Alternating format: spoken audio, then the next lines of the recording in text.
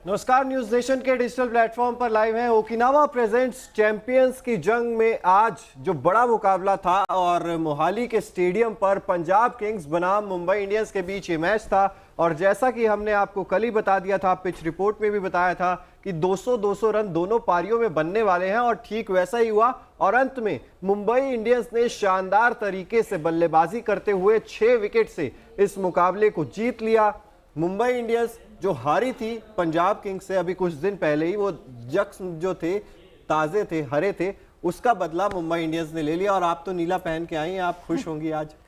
देखिए, जाहिर तौर पर जिस तरह से आज परफॉर्म किया है मुंबई ने, खुश हूँ मैं। और पिछले कई दिनों से जिस तरह से जख्म मिल रहे थे हार के, उससे उभरने का ये रास्ता इस वक्त नजर आता है। जिस तरीके से मुंबई इस वक्त परफॉर्म कर रही है और आज जिस तरह से खेल खेला है, जाहिर तौर पर अब क्योंकि जंग और ज़्यादा कड़ी होने वाली, क्रिटिकल होने वाली है, तो मुझे लगता है कि मुंबई अपने आप को उसके लिए तैयार कर रही है। बिल्कुल। और आप भी वो ओकिनावा कलरफुल जैसे स्कूटीज आती है ना, वैसे ही आप भी कभी नीला कभी, तो क्या एक्साइटमेंट है मुंबई होके तो कलर्स होने चाहिए। जैसे यहाँ पर हम कलर्स दिखा रहे हैं, स्कूटी के अलग अलग कलर्स हैं, वैसे ही आपकी जिंदगी में भी कलर्स होने चाहिए, बहुत इंपॉर्टेंट है। बिल्कुल। और मोनू भी हमारे साथ है। मोनू, जिस तरीके से 200 रन बन गए थे, लेकिन क्योंकि मोहाली की पिच थी तो लग रहा था कि यार ये चेज हो सकते हैं, क्योंकि मुंबई का बैटिंग लाइनअप जिस तरीके का है, विश्वास था और उस विश्वास पर खड़े उतरे। और मेन बात जो थी, सूर्य कुमार यादव जिस तरीके से लगातार परफॉर्म करते आ ही रहे थे, आज भी बल्ला गरजा। और जब सूर्य का बल्ला गरजता है तो बड़े बड़े शांत हो जाते हैं। बिल्कुल सही कहा आपने। लेकिन एक बार मुझे लगा, जब इनिंग स्टार्ट हुई, 200 का टारगेट, 214 बनाने थे मुंबई इंडियंस को, रोहित आते ही आउट हो गए। मुझे लगा यार सबसे बड़ा सेटबैक है कि आज हो पाएगा 200 प्लस एज। बट उसके बाद सूर्य कुमार यादव ने जो गियर बदले हैं, जो बैटिंग की है, उनमें वो क्लास है। देखिए, वो बहुत बड़े प्लेयर है T20 फॉर्मेट के। मैं हमेशा कहता हूं कि उनके पास सबसे अच्छी बात यह है कि गेंद की लेंथ को अच्छा पिक करते हैं और उनके पास हाई शॉट ऑफ रेंज है। रोमिता, वो गेम को यूँ चेंज कर देते हैं क्योंकि उनके पास सब कुछ है। उनके पास टेम्परामेंट है, उनके पास फुटवर्क है, वो विद द स्पिन अच्छे शॉट खेलते हैं। वो घबराते नहीं किसी भी, चाहे तेज गेंदबाज हो या स्पिन गेंदबाज हो, वो बेखौफ खेलते हैं। और वही कुछ आज देखने को मिला। और 66 बनाए, क्या बैटिंग की, आज मैच विनिंग नॉक खेली उन्होंने। आज ईशान किशन की भी तारीफ करनी होगी। बिल्कुल। और वो जो लेफ्ट राइट कॉम्बिनेशन था ना, उसने ये मैच निकाल दिया, क्योंकि उतना आसान नहीं था लेंथ को अच्छे से गेंदबाजों के लिए। हालांकि अर्शदीप के पास वो वैरायटी थी, लेकिन उनकी जो लाइन लाइन थी उसको टिकने नहीं दिया इन दोनों बैट्समैनों ने, और एक के बाद एक ताबड़तोड़ शॉट खेले और ये मैच निकल गया। बिल्कुल, मैच निकल गया। और ईशान किशन जिस तरीके से बल्लेबाजी करते हैं, तब लगता भी है कि जो फॉर्म इंतजार था, ईशान किशन नहीं चल रहे, तो भाई ईशान किशन जब चले हैं तो मुंबई इंडियंस को साफ तौर पर कितनी आसान जीत मिली है, ये किसी से छुपा नहीं है। और जब ईशान किशन और सूर्य कुमार यादव ये डुओ जब चल रहा था तो लग रहा था कि क्रिकेट कितना आसान है। क्रिकेट मतलब ऐसे लग रहा था कि आप वीडियो गेम खेल रहे हैं। और सूर्य कुमार यादव के बारे में तो हम अक्सर ये चीज़ कहते ही हैं कि ऐसा लगता ही है कि जब जब बल्लेबाजी करते हैं तब लगता है कि वीडियो गेम की तरह ही शॉट्स खेल रहे हैं। और देखिए, वो कई बार कह भी चुके हैं अपने बहुत सारे इंटरव्यूज़ में कि हर शॉट को खेलने के लिए वो 2-3 स्ट्रैटेजीज पर काम करते हैं। और मुझे लगता है यही उनकी सबसे बड़ी स्ट्रेंथ है कि जैसे ही बॉल उनके बैट पर आती है, वो ये समझ जाते हैं कि उन्हें किस तरफ खेलना है और शॉट्स के साथ तैयार रहते हैं, इसलिए जल्दी पिक करते हैं, शॉट निकलता है और इस तरह की पारी हम देखते हैं सूर्य कुमार यादव की तरफ। बिल्कुल। और पिटाई तो देखिए आज सबकी हुई है। जोफ्रा आर्चर अर्धशतक इन्होंने गेंदबाजी से लगाया, 4 ओवर 56 रन, कोई विकेट नहीं। और इनके तो छक्के जो पड़ रहे थे वो लंबे लंबे पड़ रहे थे जब लियम लिविंगस्टन मार रहे थे। बिल्कुल, लियम लिविंगस्टन ने जो छक्के मारे इनको, ये उसके बाद वैसे प्रेशर में आ गए, इनकी लाइन लेंथ को तहस नहस कर दिया, क्योंकि लियम लिविंगस्टन है इसके लिए। पंजाब किंग्स के पास जो लियम लिविंगस्टन है, बहुत बड़ी फाइंड है। और तारीफ करनी होगी पीयूष चावला की, इस विकेट पे भी अगर आप सिर्फ 4 ओवर में 29 रन देकर 2 विकेट हासिल कर लेते हैं तो फिर निश्चित तौर पर मुझे तो इनफैक्ट ऐसा लगा कि पीयूष चावला अलग विकेट पर बॉलिंग कर रहे हैं और बाकी गेंदबाज अलग विकेट पर। और इनके बाद 2 विकेट्स का जो कॉलम है उस पर 2 लिख दीजिए आप, ये हर मैच में 2 विकेट लेते हैं, पक्का लेते हैं। ये तो एक्स फैक्टर साबित होते हैं मुंबई इंडियंस के लिए। बिल्कुल। जितेश शर्मा, देखिए जितेश शर्मा, लियम लिविंगस्टन, जिस तरीके की पारी इन दोनों ने खेली थी, बिल्ड की थी, मजा आ रहा था उस समय बैटिंग देख के पंजाब किंग्स की भी। और ये वो पारी लियम लिविंगस्टन की, 82 नाबाद, 42 गेंदों में 195.24 का स्ट्राइक रेट, 7 चौके और 4 छक्के।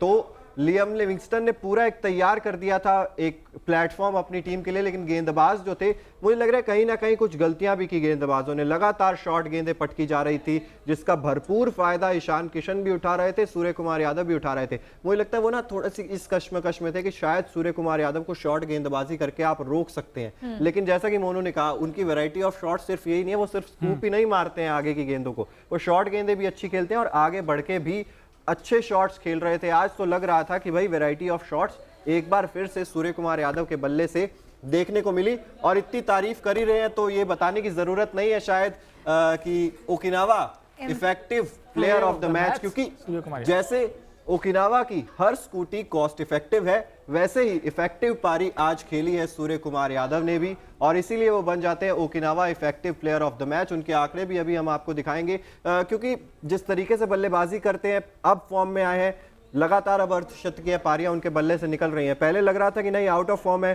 क्योंकि डक्स आ रहे थे, जब टीम इंडिया में थे ओडीआई खेल रहे थे तब लगातार 0-0-0 और उसके बाद आईपीएल में भी जब आए तो 0-0। और ये देखिए Okinawa effective player of the match, 66 run 31 ball में 212.90 का स्ट्राइक रेट, 8 चौके और 2 छक्के।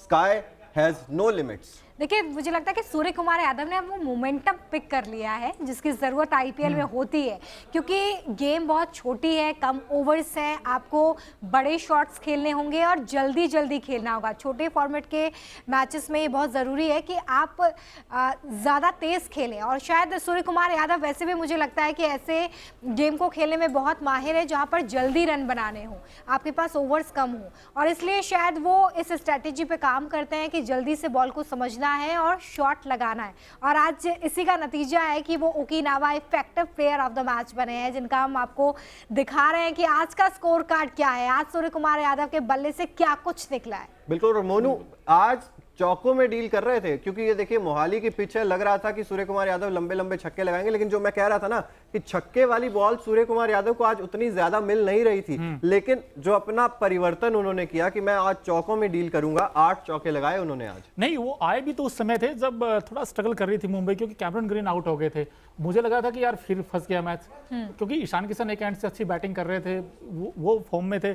लेकिन जब सूर्य कुमार यादव आए, उन्होंने पहले विकेट देखा कैसा बिहेव कर रहे, उन्होंने थोड़ा टाइम लिया, उसके बाद फिर वापस उसी फॉर्म में आए, फिर उन्होंने जो अटैकिंग क्रिकेट के लिए जाते हैं सूर्य कुमार यादव, उसके बाद वो फेयरलेस क्रिकेट खेले और उन्होंने 66 बनाए हैं सिर्फ 31 बॉल्स में। क्या इनिंग है यार, मजा आ गया सूर्य कुमार यादव की बैटिंग देखकर, क्योंकि जब वो बैटिंग में इस तरीके की बैटिंग करते हैं तब तक मुंबई इंडियंस जीतता है। और मुंबई इंडियंस अगर ऐसे ही एज ए यूनिटी और पोटेंशियल पर खेल दिखाएगा तो मुंबई इंडियंस को कोई रोकने वाला नहीं है, क्योंकि मुंबई इंडियंस के प्लेयर्स तो खेल रहे हैं, अगर आप बाद में और चिराग बिल्कुल आप अपनी बात। हाँ, मैं कि जो लास्ट में आए टीम डेविड और तिलक वर्मा, वो फिनिशिंग टच उन्होंने भी दिया। तो जब आप as a complete package team perform करती है तो बहुत अच्छा लगता है। और आज ये देखिए विन, ये जो 2 पॉइंट्स है इनको हो सकता है कि टोनी का काम करेंगे। देखिए पॉइंट्स की बात कही यहाँ पे, लेकिन सारे प्लेयर्स खेल रहे हैं, लेकिन अभी भी जो एक बड़ा सवाल है, मुंबई लगातार 2 मैचेस जीत रही है, लेकिन अभी भी रोहित शर्मा कप्तान है, ओपनर के तौर पर आते हैं, टीम को वो मोमेंटम देने में अभी भी असफल है जिसकी ज़रूरत मुंबई इंडियंस को है। और वैसे मुझे लग रहा था जैसे पंजाब ने टारगेट दिया 214 रनों का, तब मुझे लग रहा था कि मुंबई के लिए इस मैच में खेलना इम्पॉर्टेंट होगा, हालांकि जीत भी गई है, लेकिन रोहित शर्मा से उम्मीदें लगातार बिखरती चली जा रही हैं।